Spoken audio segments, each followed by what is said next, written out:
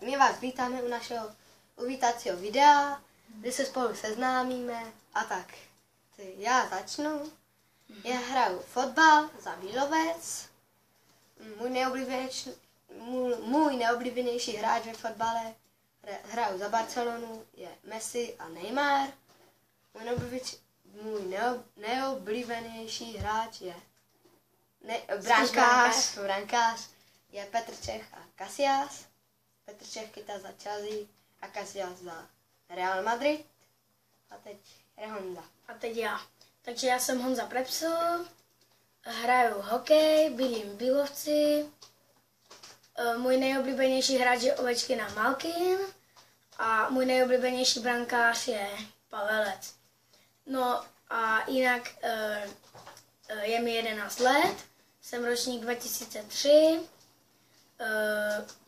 můj trenér se jmenuje Roman Mrazek, hraju hokej za HCRT Torax Poruba v Ostravě. No a teď ještě. Mě je 12 let, hraju za Bílovec, ročník 2002, trénuje mě Roman Schubert, chodíme trénovat na hřišti v Bílovci, buď na umělku nebo na trávník. Zítra máme zápas proti, nevím komu, asi Unčou. Hrajeme na celé hřiště. A kde vy máte vůbec zápas? Tak na tom moc teďka nezáleží, kdy máme zápas, ale my máme pátek turnaj. Příští týden. No to je jedno, na tom nezáleží.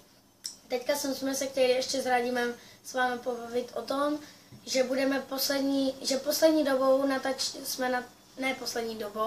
že budeme natáčet teďka na začátek jenom challenge a potom možná, když tak ještě, tak možná budeme už natáčet jakože nějaké hry přes počík. No jinak, co chceš ještě říct, Radim? Takže pište dolů do komentu. No, pište dolů do komentu, jaké challenge chcete, aby jsme natáčeli. No a teďka natáčíme, to je první video a dneska ještě možná natočíme druhé video a budeme natáčet fotbalové video, kdo trefí první 3 horní tyčky. Dřevna. A to se bude jmenovat, jak, Honza?